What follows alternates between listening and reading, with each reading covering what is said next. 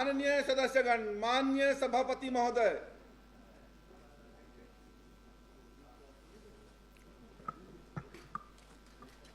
माननीय सभापति महोदय, पूर्व मुख्यमंत्री माननीय भूपेश बघेल जी नहीं रहते तो नेता प्रतिपक्ष जी जो है स्वतंत्रता पूर्वक सांस लेते हैं।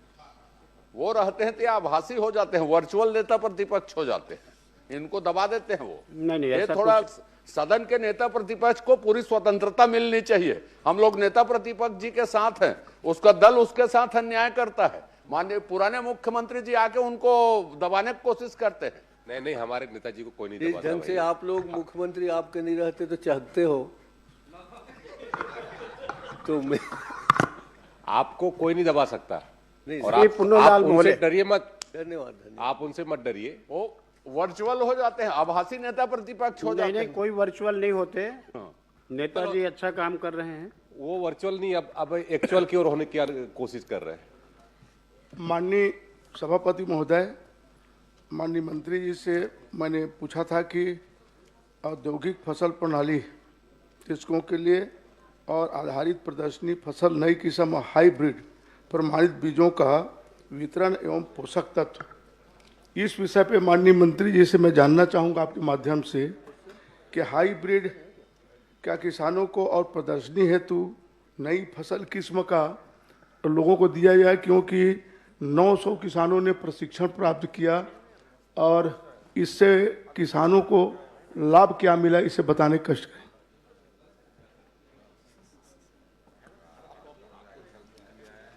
सभापति महोदय, हमारे बहुत ही वरिष्ठ माननीय सदस्य जो सदन के कई बार सदस्य भी रहे और लोकसभा के भी लगातार 4 बार आप सदस्य रहे हैं। ऐसे वरिष्ठ सदस्य की चिंता इन्होंने खास करके जो कृषि के बारे में, उनका उत्पादन के बारे में, किसानों का कैसे प्रशिक्षण हुआ, इस बारे में प्रश्न किया है।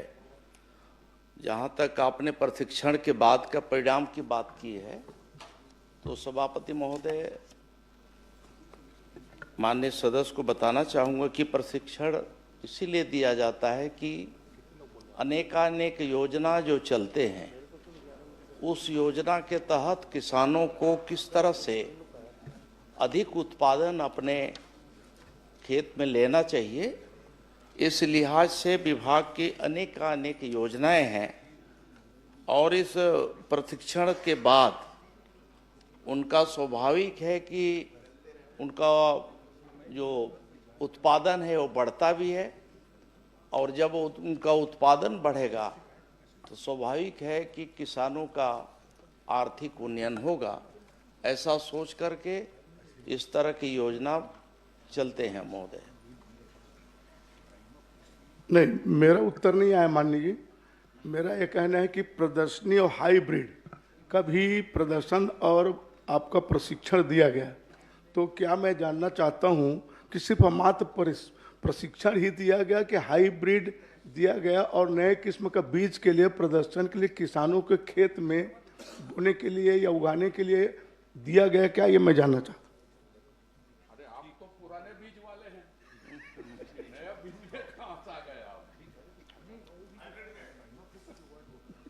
अध्यक्ष महोदय, इसमें मैंने बताया कि कृषि विभाग के अनेक योजना चलते, उस योजना के तहत जो प्रशिक्षण दिए जाते हैं, आत्मा योजना है, बीज ग्राम योजना है, राष्ट्रीय खाद्य सुरक्षा पोषण है, दलहन का है कि दलहन के खेती को हमें कैसे बढ़ावा देना है, खाद्य सुरक्षा की दृष्टि से जो हमारे यहाँ मिशन चावल की जो योजना है, और रेन फेड एरिया डेवलपमेंट के लिए जो हमारे यहाँ प्रशिक्षण चलता है कि इन क्षेत्रों में कैसे हम बढ़ावा दे सकें, उनका उत्पादन कैसे बढ़ाया जा सके। तो एक तरह से हमारे यहाँ जो आधार बीज होते हैं उसी से हमारे जो उत्पादन कैसे हम अधिक बढ़ा सकते हैं, कैसे ले सकते हैं,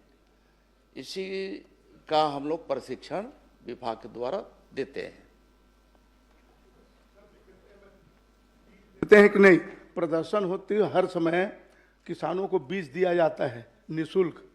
उन बातों को मेरे बताने कष्ट करें। दूसरा, यह प्रशिक्षण देने वाले अधिकारी कौन कौन थे, कितने अधिकारी प्रशिक्षण दिए, ये बताने कष्ट करें। किन किन पद वाले? निश्चित ही जो प्रदर्शन होते हैं सभापति महोदय, वहाँ मिनी किट उन्हें दिया जाता है, जिससे कि उससे उत्पादन जो लेते हैं उनके उत्पादन को बढ़ाने की दृष्टि से भी लिया जाता है। और दूसरा एक होता है प्रदर्शनी में कि उसी उनका बीज लेकर उनसे फिर हम बीज ले लेते हैं, जिससे कि बाकी किसानों में वितरण किया जा सके अगले साल के लिए। इस तरह के भी योजना होती है। और जहाँ तक आपने प्रशिक्षण के बारे में पूछा है, तो प्रशिक्षण में भी अध्यक्ष महोदय अलग अलग जो संख्या है, संख्या के हिसाब से जो व्यय राशि है हमने बताया है, और जो प्रशिक्षण देने वाले अधिकारी हैं उसके बारे में कहेंगे तो बहुत लंबी सूची है, मैं एक एक करके बताऊंगा। आप अगर जानना चाहेंगे तो बहुत सारे हैं। जैसे उन्नत कृषि के लिए खाद्य सुरक्षा मिशन तिलहन योजना के तहत जो प्रशिक्षण हुआ, इस प्रशिक्षण में श्रीमती नेहा लहरे, डॉक्टर SK लहरे, फसल प्रणाली आधारित जो प्रदर्शनी है आप उनको उपलब्ध करा देंगे ना? और मंत्री जी, माननीय मंत्री जी, आप उपलब्ध करा दीजिए, समय बहुत लगेगा उसमें पढ़ने में। हाँ, बहुत है, लंबा है, इसीलिए अगर इसलिए आप चाहें उपलब्ध तो करा मैं दीजिए पूरी माननीय सूची सदस्य दे को। दूंगा, उसमें है ना। एक प्रश्न और कर लीजिए, अंतिम प्रश्न। हाँ, आप क्या ये प्रशिक्षण के बाद और लोगों को प्रदर्शनी में बीज देने के बाद खाद भी दिया जाता है निःशुल्क, उसका मूल्यांकन किया जाता है? क्या मूल्यांकन के बाद किसी अधिकारी के द्वारा किया जाता है कि बस बीज दे दिए चल दिए? लोगों को कितना फिर उसको लाभ मिला, ये बताने कष्ट करें।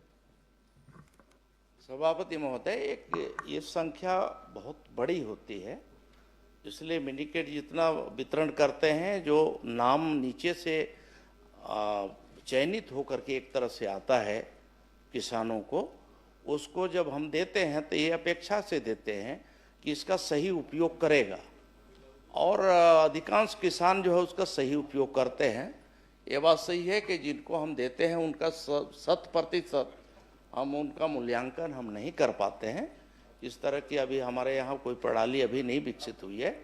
फिर भी आपके जो इस ओर आपने ध्यान दिलाया है, अगर कोई शिकायत हो, किसी प्रकार की कोई और बात हो तो आप बताइए, सुझाव दीजिएगा, तो निश्चित ही हम उसे जमीनी स्तर पे उसे लागू करेंगे। श्री कुंवर सिंह ने साहब। माननीय सभापति महोदय, मैं माननीय आदिम जाति विकास मंत्री से ये सवाल कर रहा हूँ कि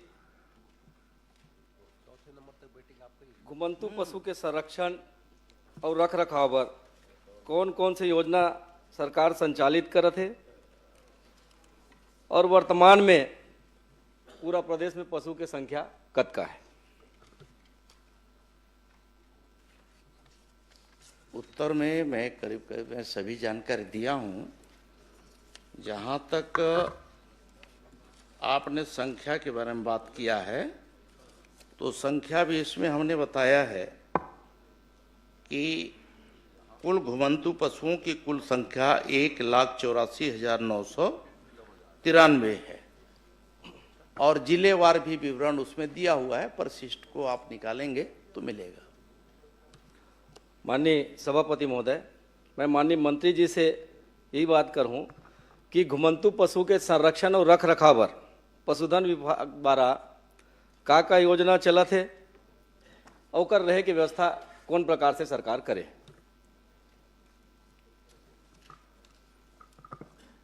अध्यक्ष महोदय, जो पशुधन विभाग से जो योजना चल रहे हैं उसमें हमारे एक तो आदर्श गौधाम गोकुल ग्राम गौ अभयारण्य योजना है और गौशाला है। इस तरह से ये योजना अभी प्रदेश में चल रहे हैं अध्यक्ष महोदय।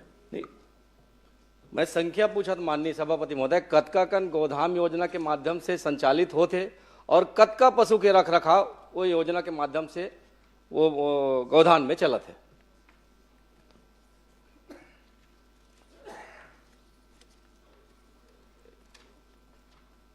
ये जो आपका अब जहाँ तक हमारे यहाँ गौधाम योजना है, ये योजना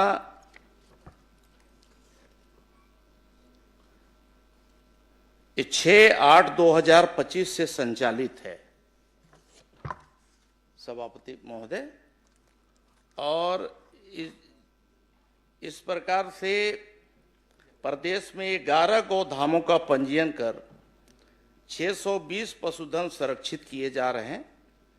इसके अतिरिक्त 25 गौधामों के पंजीयन की कार्रवाई प्रक्रियाधीन है। जहां तक हमने बताया कि गोधाम में, तो अध्यक्ष महोदय इसमें तमाम सारे उनके लिए संरक्षण के लिए, उनके रखरखाव के लिए पूरी व्यवस्था वहां पे की गई है। बाकी अभी प्रक्रियाधीन है, बहुत सारे जगहों में जहां पे हमारा भी स्वीकृति दिए हैं लेकिन चालू नहीं हुआ है, उसे शीघ्र ही हम लोग चालू करेंगे।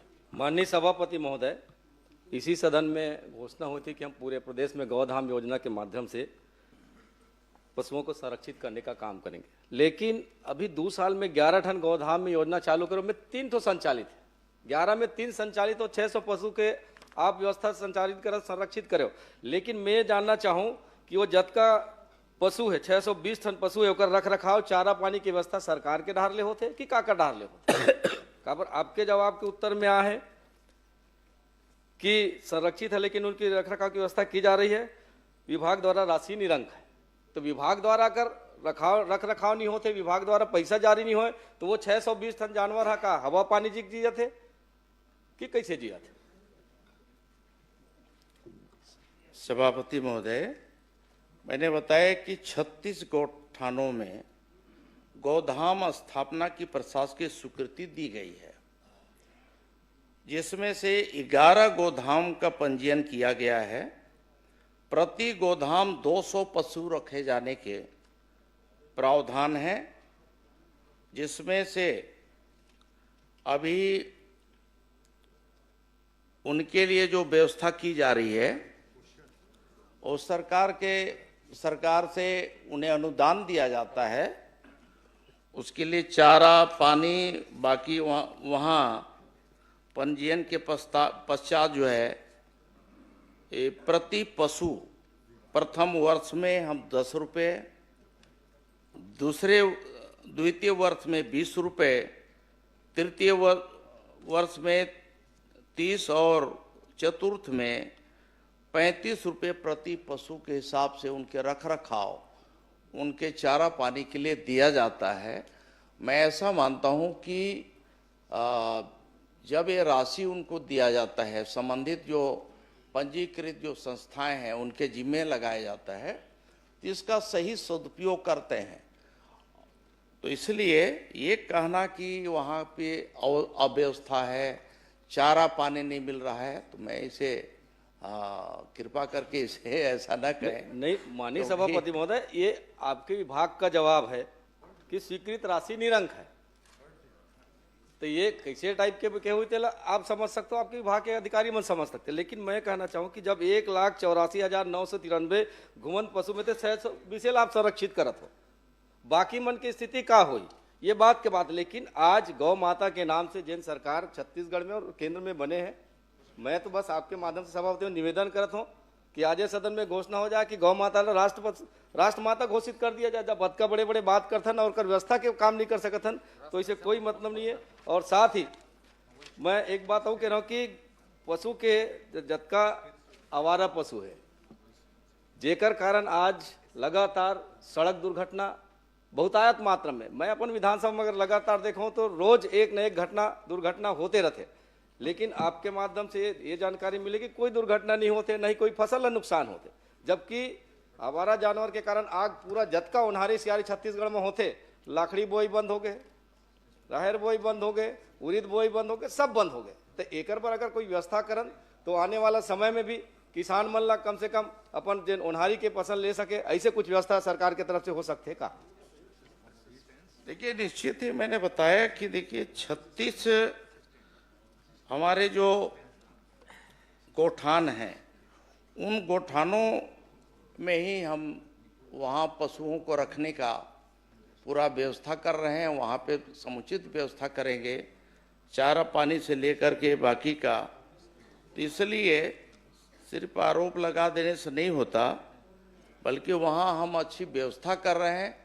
हमारा जो गौधाम योजना आया है, इस गौधाम योजना के माध्यम से प्रदेश में जितने भी घुमंतु या फिर दुर्घटनाग्रस्त जितने भी पशु हैं उसके रख रखाव, उनके स्वास्थ्य की चिंता, उनके चारे की चिंता, खाने की चिंता, ये सब हम वहाँ बेहतर करने की दिशा में हम आगे काम कर रहे हैं। अध्यक्ष माननीय सभापति महोदय, मैं आपके माध्यम से माननीय मंत्री जी से पूछना चाहता हूँ, जिन 11 टन आप गोदाम के बात करें, 11 टन गोदाम कहाँ कहाँ स्वीकृत हुए और जिन 3 टन संचालित है ते कहाँ कहाँ संचालित होते, अतकल बता दो। देखिए, जहाँ तक गोदाम संचालन हो रहा है उसमें तखतपुर जिला बिलासपुर के गोदाम लखासार, इसी प्रकार से बिलासपुर में है गोदाम ओखर मस्तूरी ब्लॉक में, गोदाम केवतरा विकासखंड साजा बेमेतरा, इस प्रकार से यहाँ ये गोदाम संचालित हैं। और इसके अलावे जो हमारे बताए कि पंजीकृत जो हमारे गौशाला हैं उसे भी इसका हम दर्जा दे करके वहाँ काम कर रहे हैं, जिसमें कि बालोद जिले का 4 है, बालोद है, गुरूर है, डोंडी है, लोहारा है। गोदाम में एक प्रस्तावित है डोंडी, और इसी प्रकार से बाकी जो 11 आपने जानकारी मांगा है, 11 का सूची भी है, हम कहिए तो हम पूरे हम पढ़ देते हैं। जी जी,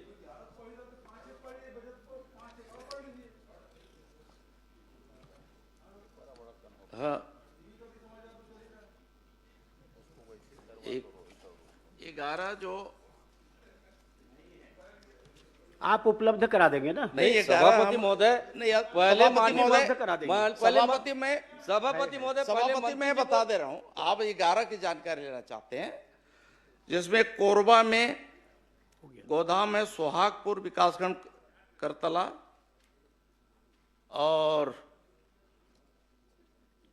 यहाँ है दूसरा में सराइडी है, ग्राम पंचायत कोरबा, और तीसरा है महोरा में पौड़ी उपरोड़ा, चौथा है लखासार, क्या है? तखतपुर, प्रश्न पांचवा काल में ओखर, सूचित वैसे उपलब्ध करा छठवां- दीजिए। अंतिम प्रश्न कर लीजिए ना, जो आप चाहते हो पूछ लीजिए। ये मरवाही में है, वो है 11 का सूची। मरवाही में तरई गांव है, पड़वनिया है, गोरेला, बैठ जाए मंत्री जी। रायपुर में धनेली, धरसीवा, महासमुंद, सरायपाली, कुम्हारी है, पिथौरा, बेमेतरा, केवतरा, साजा, इस तरह से अंतिम 11 है। और आप कहेंगे आप क्या चाहते हैं वो तो अरे पूछ कर लीजिए रहे कि हैं। भविष्य में और बढ़ाने की मैं संभावना बता है, रहा उसको हूं। बढ़ाएंगे क्या, ऐसा पूछो ना। माननीय सभापति महोदय, मैं तो यही चाहता हूँ माननीय मंत्री जी से कि 2 साल में हमन 11 ठन खोल पान और 3 ठन संचालित करत है, आज ठन के ठिकाना नहीं है। मैं तो ये कहना चाहूँ, पूर्व के सरकार के द्वारा जिन गोठान योजना संचालित हो, तो लगभग सब गांव में, राजनीति से परे सवाल कर माननीय सभापति महोदय, कि सब गांव इंफ्रास्ट्रक्चर बने तैयार है, सरकार के पैसा लगे है। मैं कहता हूं कुछ नहीं करना है, यदि हम निर्देश कर दें चरवाहा मल्ला चल तो मैं इंफ्रास्ट्रक्चर दिखाऊं कुरूद में तोला उत्कृष्ट को धान के वो उद्घाटन कर रही चल मोर सन जाबे मैं ये दिखाऊं। चल मैं तोल दिखाऊं तो कैसे मैं मोर सन चल मैं तोला दिखाऊं। अराउत गांव गरी से है नाचत श्री कूदत। मैं नीलकंठ सभापति महोदय मैं यही कहना चाहता हूं कि अगर बन के तैयार है तो जैसे पहली स्व सहायता समूह की बहनी मन महिला मन काम करती से, पशुपालक मन काम करती से, चरवाहा मन काम करते, वैसे एक व्यवस्था दे दिया जाए तो वो कोनो प्रकार के गांव में जतका घूमत थे नहीं घूम सके। और साथ ही मैं ये कहना चाहूँ आपसे कि आपके पास संचालित करे के कोई ठोस अभी कार्य योजना नहीं है। मोला तो ऐसे लगते कि ये 2047 तक आपके विजन के हिसाब से ये गौधाम श्री नीलकंठ टेकाम। चालू ऐसे लगते माननीय सभापति महोदय। नीलकंठ टेकाम। सभापति महोदय, मैं समझता हूं कि आपको भी अवगत होगा कि जितने भी घुमंतु पशु हैं वो घुमंतु पशु एक नगरीय क्षेत्र है, ग्रामीण क्षेत्र है। इन घुमंतु पशुओं का भी रख रखाव सिर्फ हमारा विभाग नहीं देखता, ये विभाग तो संबंधित जैसे नगरीय क्षेत्र की बात है तो नगरीय क्षेत्र के नगरीय निकाय के जिम्मे होता है। इसके अलावा ग्रामीण क्षेत्रों में ग्राम पंचायतों की जिम्मेदारी होती है। हमारा पशुपालन विभाग तो उनके स्वास्थ्य की चिंता, बाकी उनके ब्रीडिंग की चिंता, बाकी उनके और भी उससे संबंधित से संरक्षण से संबंधित है। ये काम हम करते हैं। ये सब हम सबका एक मानवीय हमारा एक जिम्मेदारी बनता है कि हमारी संवेदना कहाँ तक है। और हम यदि हम पशु अगर रखे हैं, स्वाभाविक है कि जो पशु मालिक होता है वो घर में बांधता है और वहाँ रखता ही है। तो कुछ इस तरह से घुमंतु जो पशु हैं, कुछ लोग वो बाकी जगह जो घर में भी जो पाले हुए हैं और घुमंतु करीब करीब मिक्सअप हो जो करके सड़क किनारे आ जाते हैं और इसलिए भी ये घटनाएं जो है आए दिन जो है हुआ करती श्री है। नीलकंठ टेकाम और जी। इसमें माननीय हम सभापति सबका महोदय, एक जिम्मेदारी बनता है। पशु नीलकंठ टेकाम जी माननीय प्रश्न सभापति करेंगे। एक प्रश्न सभापति हो महोदय, गया, अंतिम हो गया, बहुत हो गया पशु प्रश्न संगणना की श्री बात नीलकंठ टेकाम माननीय जी। मंत्री जी ने कहा है पशु संगणना की बात होते थे तो गौ सेवक हो क्या है, मंत्री जी को बैठा दिया था, मंत्री जी कुछ बोलेंगे फिर आप बस पूछेंगे। एक लास्ट माननीय सभापति महोदय, जो जनगणना के बात करीस तो मैं जे हिसाब से जनगणना करे मैं तो संतुष्ट नहीं हो। काबर मोर गुंडर दई में अगर जे हिसाब से जानकारी दे 2224 मैं अपन आंकड़ा बताता हूँ, ये साल के आंकड़ा 2800 ज्यादा है तो अगर विभाग के कर्मचारी गलत आंकड़ा प्रस्तुत करे मैं बताता हूँ। एक मिनट मंत्री जी आए पूरा आंकड़ा दे, आंकड़ा दे ना पूरा दे। मैं बता दूं संतुष्ट नहीं मैं मंत्री जी के जवाब से कि आप 2224 पे गुंडरदी के आंकड़ा आवारा पशु मैं बताता 2800 ज्यादा है मोर जानकारी के हिसाब से। तो कहीं न कहीं आपके अधिकारी जवाब गलत दे आपला होकर पर कार्रवाई करूँ का। एक मिनट निषाद जी जी गौठान के चक्कर में उधर पहुंच गए, अभी भी गौठान का नहीं अभी तो आप मन यहाँ गौ माता के नाम से जन वोट मांगे राष्ट्र माता घोषित श्री करे ना, नीलकंठ बड़े बड़े टेकाम बात जी, करते संरक्षित अपना के तो प्रश्न करे। करेंगे। माननीय अध्यक्ष महोदय, मैंने हमारे वरिष्ठ मंत्री आदिम जाति कल्याण विभाग से मैंने प्रश्न किया था और उसकी संपूर्ण जानकारी तो मुझे प्राप्त हो गई है, लेकिन ये बड़ा ही संवेदनशील प्रश्न है। भारत के संविधान के 275(1) और इसमें भारत सरकार के संचित निधि से आदिवासी क्षेत्रों के लिए राशि जारी होता है, आवंटन जारी होता है।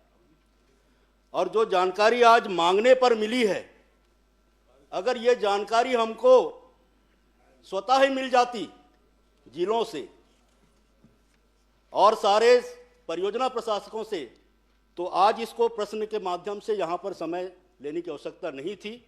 लेकिन मैं और मेरे साथ 29 विधायक और 4 सांसद आते हैं आदिवासी क्षेत्रों से, और मेरे विधानसभा में खास करके कोंडागांव जिले में आज तक परियोजना सलाहकार मंडल की एक भी बैठक आयोजित नहीं हुई। और मैं समझता हूं कि बाकी जगह पर हो रहा होगा, और अगर नहीं हो रहा है तो माननीय मंत्री जी, नहीं हो रहा है। मैं माननीय अध्यक्ष महोदय के माध्यम से आपसे मैं निवेदन करना चाहता हूं कि ये बड़ा ही संवेदनशील मुद्दा है। आदिवासियों के मतदान करने पर हम उनके प्रतिनिधि बन करके आए हुए हैं और हमारी जिम्मेदारी बनती है कि हम लगातार उन क्षेत्रों में हो रहे कार्यक्रमों की, गतिविधियों की और योजनाओं की समीक्षा करें। मैं बहुत सारे मामलों पर नहीं जाना चाहता हूं, लेकिन एकलव्य विद्यालय मेरे विधानसभा के 3 2023 के पहले के स्वीकृत है। अब 2023 के पहले का चाहे जल जीवन मिशन हो, चाहे आदिवासी विभाग के काम हो, एकलव्य के नहीं किए, उनकी तो हालत हम देख रहे हैं, उधर चले गए हैं।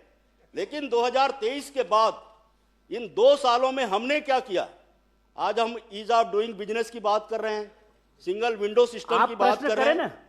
मेरा प्रश्न है आप प्रश्न कि ये तीनों मेरे जो एकलव्य के विद्यालय हैं, जिसमें 600 बच्चों को दूसरे भवनों में रह करके बड़े ही असुविधाजनक जगह पे पढ़ाई कराने का काम कर रहे हैं। एक आध जो है आत्महत्या भी हुआ है इसमें। फरसगांव के मॉडल कैंपस में सारे बच्चे रह रहे हैं, बहुत ही हालत खराब है। तो ये भवनों का तीनों जो भारत सरकार से स्वीकृत है और इसके पीछे बहुत बड़ा लॉजिक है। तो ये भवनों का निर्माण मेरा कहना है आप प्रश्न करके मंत्री जी से जवाब लीजिए। ये भवन का निर्माण कार्य कब तक प्रारंभ हो जाएगा? बस मैं ये अप्रारंभ कामों में की सूची में से है, तो मेरा प्रश्न है कि ये काम कब तक चालू हो जाएंगे? माननीय सभापति जी, एक अच्छा पहले मूल प्रश्न करने दीजिए ना, इनका उत्तर दे दूं, इसके बाद सभापति महोदय, हमारे माननीय सदस्य के द्वारा जो प्रश्न किया गया है वो प्रश्न वैसे माननीय सभापति जी, राम विचार जी का लगातार तीसरा प्रश्न है, नियमतः तीसरा प्रश्न लगातार नहीं आना चाहिए। आपको वो संरक्षण दीजिए। सीनियर मंत्री है, सीनियर मंत्री है, अनुभवी मंत्री है, जवाबदार मंत्री है, आप चिंता मत करें अजय जी। नहीं, सीनियर मंत्री है, जवाबदार मंत्री। आपकी प्रिंटिंग में भी लगातार 3 प्रश्न नहीं आना चाहिए, दूसरी सलाका निकलनी चाहिए। चल, मैं सभापति महोदय, माननीय सदस्य की जो चिंता है और इस चिंता से मैं निश्चित ही विभाग को अवगत कराऊंगा और इसमें अभी तक क्यों नहीं हुआ इसको मैं दिखवाता हूं और आपके सम्मान का पूरा हम ध्यान रखेंगे। आपको इस तरह से और सदन के बाकी सदस्यों को भी जो परियोजना सलाहकार में जो हमारे अध्यक्ष बने हैं उनकी अध्यक्षता में हमारे परियोजना सलाहकार की बैठकें निश्चित तौर पे साल में 2 बार कम से कम तो होना ही चाहिए, लेकिन नहीं हुई है उसको हम देखेंगे। बाकी सदन के भी बाकी सदस्य की भी चिंता है। जहाँ तक आपने प्रश्न किया है तो इस प्रश्न में सिर्फ जो अगर प्रश्न को देखा जाए तो आवंटन के बारे में आपने पूछा 2023-24 से 24-25 तक, साथ ही साथ आपने प्रश्न किया कि कितने स्वीकृत जो कार्य थे, कितना प्रारंभ है, कितना अप्रारंभ है, कितना पूर्ण है अपूर्ण है, उसकी पूरा विस्तृत जानकारी हमने दिया है। जहाँ तक आपने अपूर्ण की जानकारी है उसमें भी हमने बताया है कि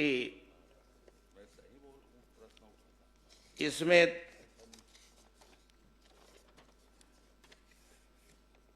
तीन कार्य जो है अप्रारंभ बताए हैं और 29 में से 23 कार्य पूर्ण हुए हैं। आपको धन्यवाद देना चाहिए। धन्यवाद शुरू में दे दिया और कि आपने पूरी बहुत इसमें अच्छी से जानकारी दे दी है। 3 कार्य जो है अप्रारंभ है, बहुत छोटे काम है वो भी, और 3 कार्य जो है अभी अप्रारंभ है। प्रारंभ अभी 3 काम और बचे थे, उसका भी प्रारंभ कर दिया गया है। और जो अप्रारंभ है उसमें कुछ स्थानीय स्तर पे पंचायतों का कुछ था तो उसके आधार पे वो भी शॉर्ट लिस्ट कर लिया गया है, वो भी पूरा हो जाएगा।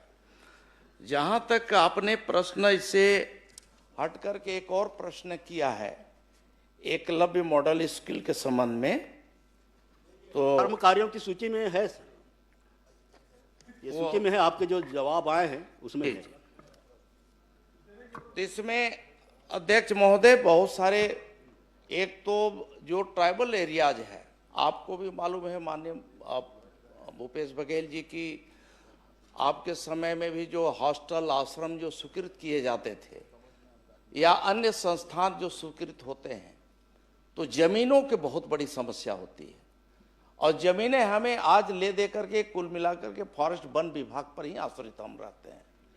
अगर गांव में ग्रामीण क्षेत्रों में देखते हैं तो वहां पे वन भूमि होता है, और वन भूमि की एक बड़ी समस्या है, उसकी स्वीकृति इतना आसानी से नहीं मिल पाता है।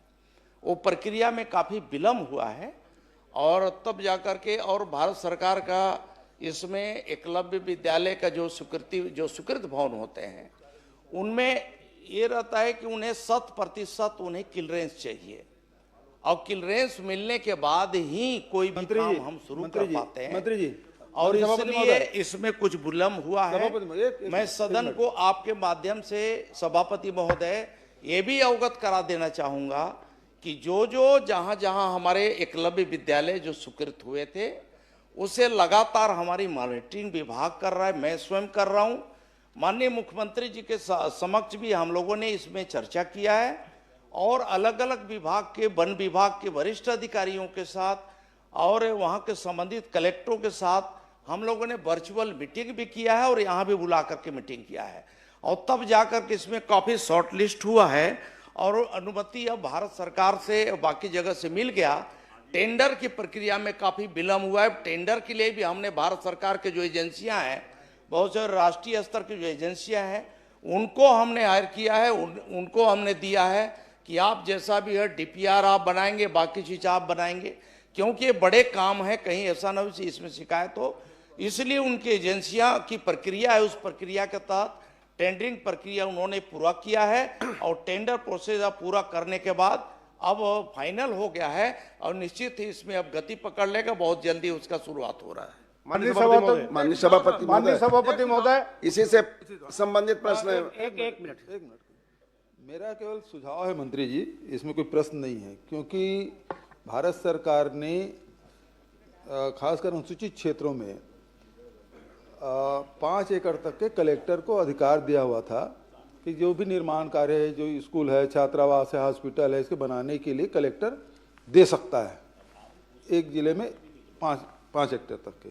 लेकिन वो समयावधि बीत गए। 2021-22 में मैंने पहल की थी, लेकिन उसको माना नहीं था। अभी फिर से पहल कर दी। जो आप जमीन की जो समस्या बता रहे हैं, राज्य सरकार की ओर से भारत सरकार से ये फिर से आग्रह कर ले, क्योंकि हमारे यहाँ वनाच्छादित है और इस प्रकार जमीन मिलना मुश्किल हो रहा है। तो इसलिए भारत सरकार से अनुरोध करके वो फिर से अनुमति ले ली जाए कि कलेक्टर को 5 हेक्टेयर तक के निर्माण कार्य के लिए वो जमीन दे सकता है वन विभाग का। पत्राचार कर लें। माननीय सभापति महोदय, हमारे यहाँ 3 बार उद्घाटन हो गए सभापति महोदय। पहले उनको हाथ उठाए थे। माननीय सभापति महोदय, माननीय सदस्य जी ने प्रश्न 275 एक जो उठाया था। मेरे विधानसभा बहुत ही संवेदनशील क्षेत्र है। नक्सली क्षेत्र होने के कारण उन्हें कई ऐसे जगहों में जाने का अवसर नहीं मिलता, और इस मत का पैसा परियोजना का पिछले 2 सालों में एक भी बैठक नहीं हुई है, और हमें कोई भी जानकारी नहीं बताया गया है। मैं क्षेत्र के भ्रमण में पता चला कि ऐसे जगह बंदर बांट कर दिया राशि को। मैं मध्य क्षेत्र प्राधिकरण के बैठक में माननीय मुख्यमंत्री की अध्यक्षता में कोरबा भी गया था। इस बात को मैं वहां पे भी बताया कि 37 कामों में 3 काम प्रारंभ बताया गया है, और आज तक ऐसे जगह काम किया है जहां पे हमें जनप्रतिनिधि कोई जा नहीं सकते। संवेदनशील क्षेत्र है, पहाड़ी क्षेत्र में बना दिया, जमीन में मात्र नींव भर बनाए हैं। तो मैं चाहूंगा आपके माध्यम से कि मंत्री जी से कि उसकी जांच कराएंगे क्या। अब क्या है, प्रश्न आपका अलग है, प्रश्न माननीय का अलग है। आप सुझाव दे दीजिए, मंत्री जी उसको देख लेंगे।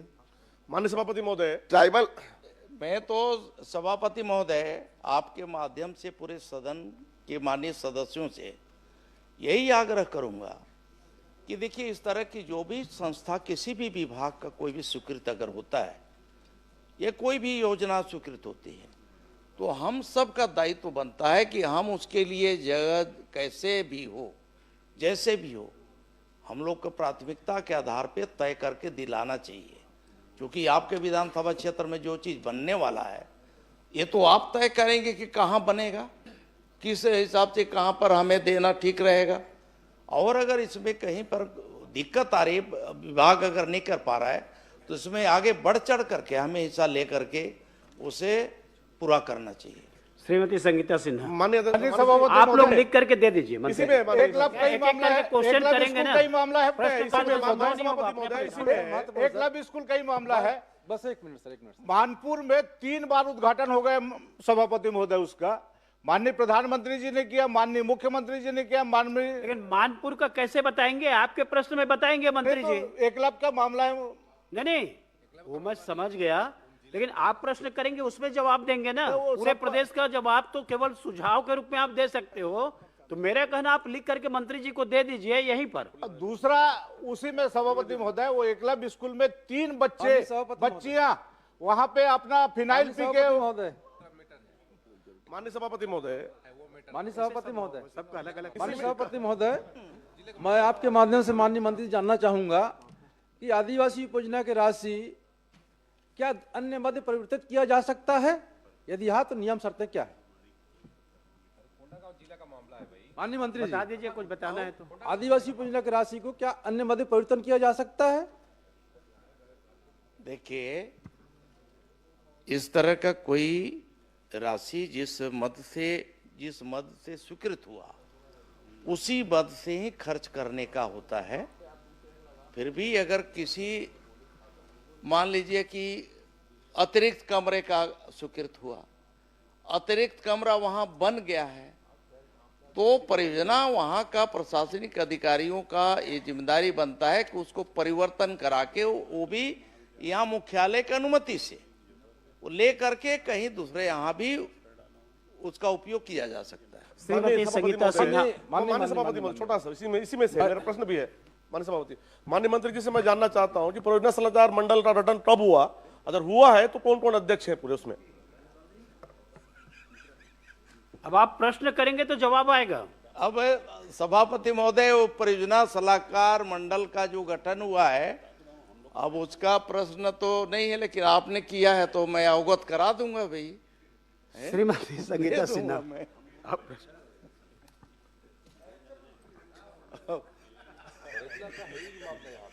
आदरणीय सभापति महोदय जी, मेरा वित्त मंत्री जी से सवाल है कि वित्तीय वर्ष 2023 से 26 तक बजट में सभापति महोदय जी सम्मिलित कितने कार्य और कितने किन कारणों से और कब से लंबित है?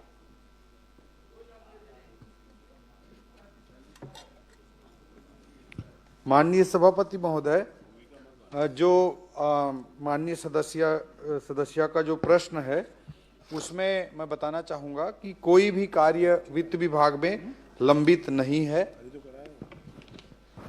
आदरणीय सभापति महोदय जी का जवाब आया है, मैं पढ़ी हूं कि कोई भी कार्य इसमें लंबित नहीं है।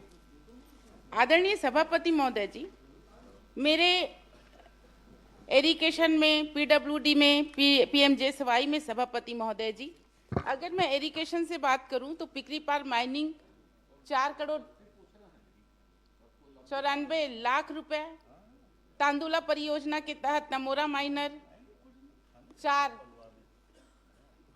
करोड़ मतलब इतने 4,96,00,000, मतलब सभी सभापति महोदय जी मेरे पास ये पूरा बंच है। ये है एरिगेशन का बजट में सम्मिलित कार्य पूरा, और सभापति महोदय जी ये पूरा है पीडब्ल्यूडी का पूरा बंच है। अगर देखा जाए तो पूरा फाइल तैयार हो जाएगा सभापति महोदय जी। और जब मैं ई साहब लोग से बात करती हूँ तो उनका ये कहना रहता है कि ये सभी कार्य वित्त विभाग में गया है और बुकलेट भी जमा हो चुका है, लेकिन वहाँ पे लंबित है। तो सभापति महोदय जी, क्या अधिकारी सही हैं या मंत्री जी सही हैं, मैं जानना चाह रही हूँ। माननीय सभापति महोदय, एक्चुअली वित्त और पूरे सरकार के संबंध में आदरणीय सदस्य ने प्रश्न जो उठाया है उसमें मैं पूरी प्रक्रिया को थोड़ा स्पष्ट करना चाहूँगा कि जैसे कोई भी कार्य जो बजट में प्रावधानित होता है, सबको अवगत ही है, सब सीनियर मेंबर्स हैं, तो उसका फिर प्रक्रिया होते हुए वित्त में सहमति के लिए आता है, प्रशासकीय स्वीकृति के लिए भी नहीं आता है। आदरणीय पूर्व मुख्यमंत्री जी भी वित्त विभाग देख चुके हैं, आदरणीय अमर अग्रवाल जी भी देख चुके हैं, तो वहाँ पे सहमति के लिए आता है। जो वित्तीय स्वीकृति है, वित्तीय सहमति है और जो प्रशासकीय स्वीकृति जारी हुआ है माननीय सदस्या जी के विधानसभा संजारी बालोद में 2023-24 में 155 कार्य 66 करोड़ रुपए के, 2024-25 में 580 कार्य 152 करोड़ रुपए के, 2025-26 में 595 कार्य 51 करोड़ रुपए के प्रशासकीय स्वीकृति जारी हो चुके हैं।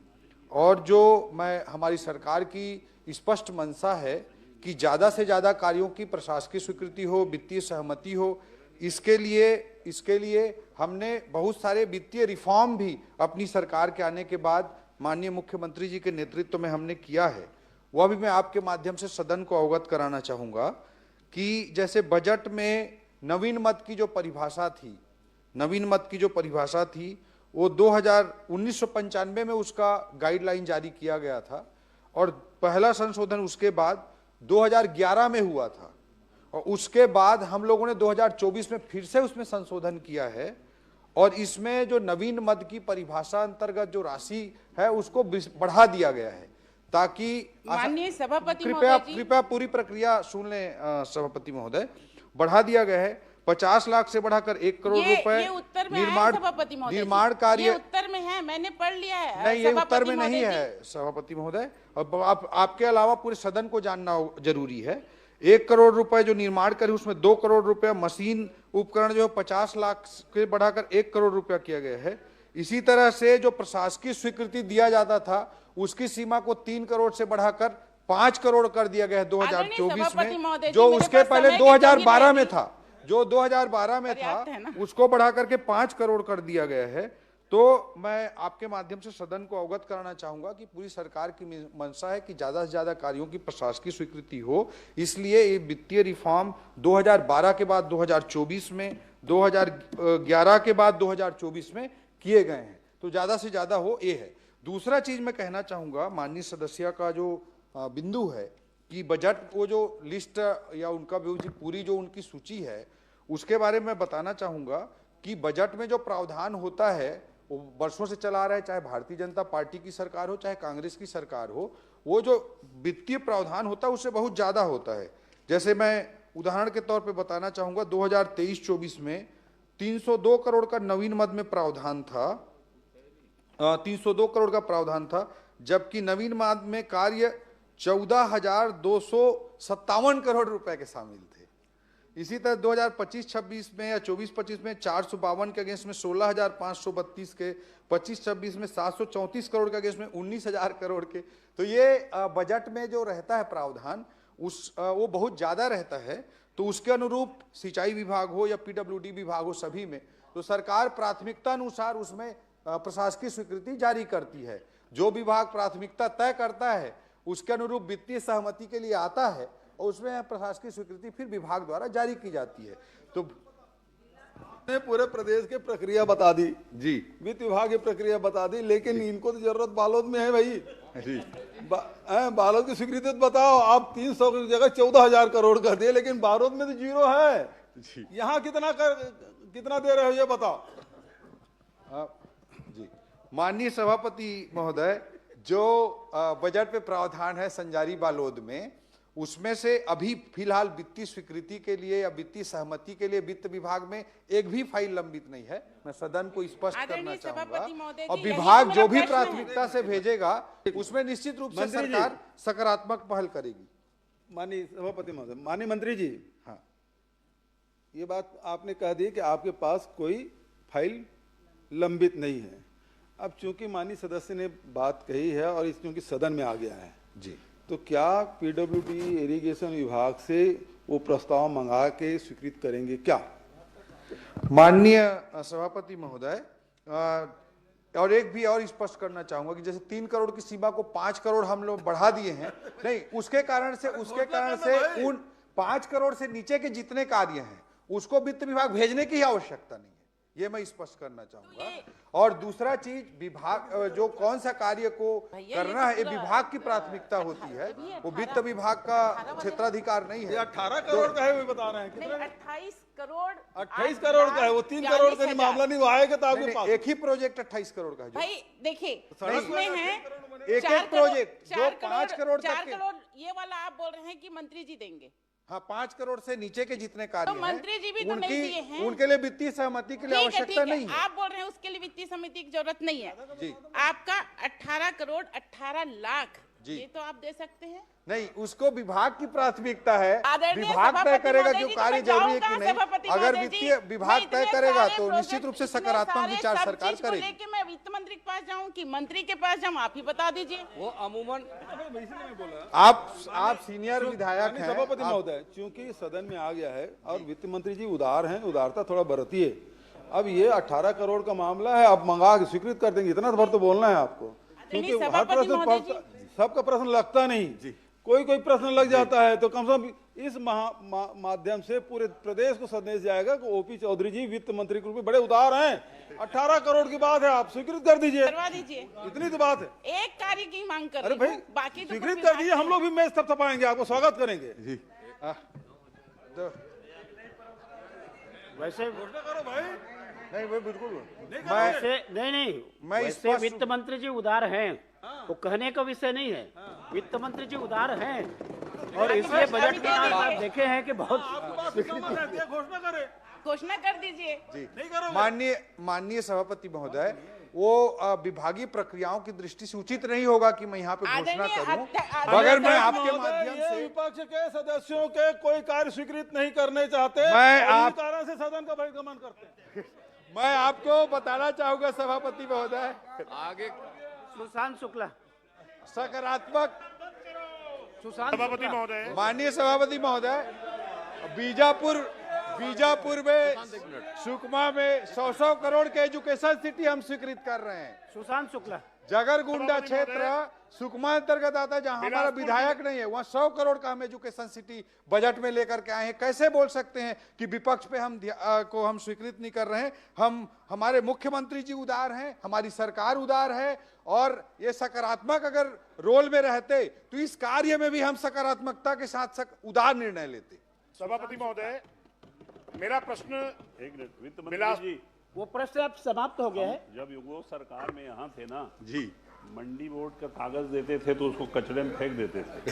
आप टेंशन सुशांत शुक्ला जी प्रश्न करें। सभापति महोदय, करिए जैसा मेरा प्रश्न बिलासपुर जिले में कॉलोनाइजर द्वारा नियमित आवासीय कॉलोनी ऑब्लिक व्यावसायिक परिसर के संबंध में था।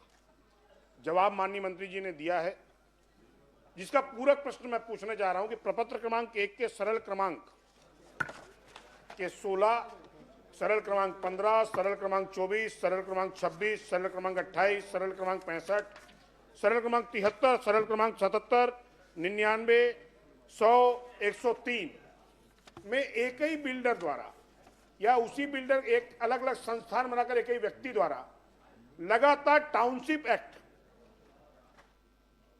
एक सारे लेआउट एक ही बिल्डर द्वारा कुछ समय के अंतराल में 22-23 यानी पूर्ववर्ती सरकार के कार्यकाल में छत्तीसगढ़ नगर एवं ग्राम निवेश की एकीकृत उप योजना, जिसे हम टाउनशिप एक्ट कहते हैं, जो 8 हेक्टेयर के ऊपर लागू होती है, सीधा सीधा उल्लंघन किया गया है। यह कॉलोनी एक ही बिल्डर द्वारा लगभग 100 एकड़ के आसपास निर्मित कर ली गई है, जिसमें मूलभूत सुविधाओं की कमी है, पूर्ण नहीं किए गए, और विभाग के अधिकारियों के मिलीभगत करते हुए तत्कालीन समय में टुकड़ों में अलग अलग तौर पर पास कराकर नियमों का सीधा उल्लंघन किया गया है। और जो सबसे महत्वपूर्ण विषय यह है कि जो ईडब्ल्यूएस की पात्रता होती है लेआउट के लिए, उसमें कोटवारी जमीन यानी सेवा भूमि को ईडब्ल्यूएस की जमीन दिखाकर ये लेआउट पास कराए गए हैं। मैं आपके माध्यम से माननीय मंत्री जी से पूछना चाहता हूं कि क्या ऐसे लेआउट को स्थगित करते हुए परीक्षण कराकर इनकी बिक्री पर रोक लगाएंगे ताकि आम जन ठगे ना जाए? माननीय सभापति महोदय, सम्मानीय सदस्य का जो सवाल है वो काफी महत्वपूर्ण है, और इस संबंध में मैं आपके माध्यम से सदन को और सम्मानीय सदस्य को अवगत कराना चाहूंगा कि इस विषय पर एक जांच समिति का ऑलरेडी गठन किया गया है। पहले उन्होंने शिकायत की थी विभागीय रूप से, तो उस पर ऑलरेडी जांच समिति का गठन किया गया है। अनुविभागीय अधिकारी भी उसमें सम्मिलित हैं, टाउन कंट्री प्लानिंग के अधिकारी भी उसमें सम्मिलित हैं, और नगर निगम के भी अधिकारी सम्मिलित हैं। तो जांच की कार्रवाई चल रही है, और कोई भी गलत हुआ होगा तो उस पर निश्चित रूप से कार्रवाई की जाएगी। सभापति महोदय, मेरा दूसरा प्रश्न जो था व्यावसायिक परिसर पर है। सरकंडा में खसरा नंबर 546/1, 547/1, 577/1, जो पूर्व में 26/10/1998 संयुक्त संचालक नगर ग्राम निवेश बिलासपुर द्वारा आवासीय समूह भवन हेतु लेआउट पास किया गया। सभी भूखंड बेचने के बाद संबंधित व्यावसायिक संस्थान द्वारा उसको पुनः जिस विक्रेता को बेचा गया था उससे फिर क्रय किया गया और 7/3/2023 को उसमें से कुछ भाग को पुनः क्रय करते हुए अनुमोदित लेआउट में दर्शित मार्ग / सड़क हेतु आरक्षित रकबे को पुनः खुली भूमि बताते हुए नवीन भवन अनुज्ञा आयुक्त नगर पालिक निगम बिलासपुर के समक्ष प्रस्तुत की गई और बिना नगर और ग्राम निवेश की विकास अनुज्ञा लिए बगैर सीधा नगर निगम से अनुज्ञा प्राप्त कर ली गई। उक्त भूमि का व्यापारीकरण आवासीय होने के बावजूद भी वाणिज्यिक भवन के रूप में अनुज्ञा अधिकारियों के मिलीभगत से जारी हुई। मैं प्रश्न कर रहा हूं, क्या उक्त अनुज्ञा को स्थगित कर भू संपदा विनायक प्राधिकरण रेरा को उक्त रजिस्ट्रेशन को स्थगित करते हुए संबंधित लेआउट को स्थगित करते हुए क्या रोक लगाएंगे इसकी बिक्री पर? माननीय सभापति महोदय, जिस प्रश्न आया है, ये प्रश्न 2023-24 से 4 फरवरी 2026 तक के पूरे प्रकरणों की जानकारी माननीय सदस्य ने मांगी थी। ये जो प्रकरण बता रहे हैं उससे पहले का है, इसलिए इस जानकारी में वो नहीं आया है। सम्माननीय सदस्य मुझे संबंधित प्रकरण से संबंधित दस्तावेज उपलब्ध करा देंगे और मैं आपको आश्वस्त करता हूं कि विभागीय रूप से हम उसमें निश्चित रूप से एक जांच समिति गठित कर देंगे और जो भी कार्रवाई होगी वो नियमानुसार वैधानिक कार्रवाई सुनिश्चित करेंगे। सभापति महोदय, मेरे पास शिकायत की कॉपी है। वो बोल रहे हैं कि आप मैं आपसे आग्रह कर रहा हूं, मेरे पास डॉक्यूमेंट दे दे तो पूरे डॉक्यूमेंट आप दे माध्यम से मेरे पास कॉपी है दस्तावेजी तौर पर। अगर आप कहें तो शिकायत इस दिनांक जो बताई गई है, वर्णित दिनांक है, उसके पूर्व की है और वो बकायदा रजिस्टर्ड डाक से और आधिकारिक तौर पर मिलकर दी गई। अधिकारियों ने इस विषय को सदन में मंत्री जी को छिपाया है। क्या संबंधित अधिकारियों के विरुद्ध कोई कार्रवाई करेंगे? मैं उनको उपलब्ध करा दूंगा दस्तावेज। माननीय सभापति महोदय, जो प्रश्न आया है, ये जो इस बीच के जो लेआउट पास हुए हैं 2023-24 से 26 तक के, इसकी जानकारी सूची इसमें बनी है इस प्रश्न के उत्तर में, मगर मैं सम्मानीय सदस्य को पूर्णतः आश्वस्त करना चाहता हूं इसके पहले का लेआउट पास हुआ मामला है तो वो मुझे दस्तावेज उपलब्ध करा दें। मैं निश्चित रूप से इस पे जांच समिति भी विभागीय रूप से गठित कर लूंगा और उस पे हम निश्चित रूप से कार्रवाई करेंगे। सभापति महोदय, मेरा विषय पूरा नहीं, आप उपलब्ध करा दो ना। उपलब्ध कराने के बाद में मंत्री जी आपको आश्वस्त कर रहे हैं, कार्रवाई के लिए बोल रहे हैं, तो आप उपलब्ध करा दीजिए उसको। जो भवन अनुज्ञा दी गई व्यावसायिक तौर पर, नगर निगम ने बगैर अभिमत मांगा फर्जी तरीके से और अभिमत तारीख है 30/5/2023। मेरे पास अनुमति की कॉपी है और ये माननीय मंत्री जी उल्लेखित कर रहे हैं कि उनके पास वो दस्तावेज अधिकारियों ने उपलब्ध नहीं कराए। माननीय सभापति महोदय, सम्माननीय सदस्य को मैं ये बताना चाह रहा हूं कि जो प्राइमरी लेआउट जो पास हुआ है वो 2023-24 के पहले का है, इसलिए इस लिस्ट में सम्मिलित नहीं हुआ है। उस डेट के तकनीकी फेर में ना मुझे जाना है ना उनको जाना चाहिए। मेरा आग्रह आपके माध्यम से सम्माननीय सदस्य से ये है कि उससे वो तो कब लेआउट पास हुआ था वो डेट की मैं बात कर रहा था। उन्होंने शिकायत अभी की होगी इस बीच में, इसमें मुझे कोई संशय नहीं है। तो सम्मानित सदस्य दस्तावेज उपलब्ध करा दें, निश्चित रूप से हम उसमें विभागीय तौर पर जांच समिति गठित करके। मेरा सिर्फ आपके सभापति महोदय मैं आपसे आग्रह कर रहा हूँ, संरक्षण प्रश्न उतना देखो, मंत्री का जवाब वही आएगा। क्या एक प्रश्न को बार बार रिपीट करने से कोई मतलब नहीं है। कराकर इसको आपको बता दिया कि आप दे दीजिए, मंत्री जी उसके कार्रवाई करेंगे, आपको आश्वस्त कर रहे हैं, आप दे दीजिए। लेआउट को आपके प्रश्न का उतना ही जवाब आएगा। रोकेंगे क्या बिक्री को, इसका मैं आग्रह चाह रहा हूं बस। माननीय सभापति महोदय, जो सम्मानित सदस्य ने कहा है कि लेआउट को इसको कैंसिल करेंगे क्या, तो निश्चित रूप से हम जांच कमेटी गठित करेंगे और यथाशीघ्र उसमें जांच करा के उसको लेआउट को भी कैंसिल करेंगे और बिक्री जहां तक कैंसिल करने की रोकने की बात है उस पर भी नियम प्राइमा फेसी जांच होने के बाद उस पर भी नियमानुसार 100% कार्रवाई सुनिश्चित। धन्यवाद। माननीय सभापति महोदय, मेरे प्रश्न के उत्तर में माननीय मंत्री जी ने पूरा परिशिष्ट दिया है। मैं माननीय मंत्री जी से पूछना चाहूंगा कि 16 नंबर परिशिष्ट में जो 16 नंबर का पॉइंट है जी, उसमें आपको जो शिकायत है वो प्राप्त हुई है 23/4/2025 को और आपने उसका समाधान किया है 16/12/2025, मतलब लगभग 8 महीने। तो ये 8 महीने की देरी क्यों हुई, ये बताना चाहिए।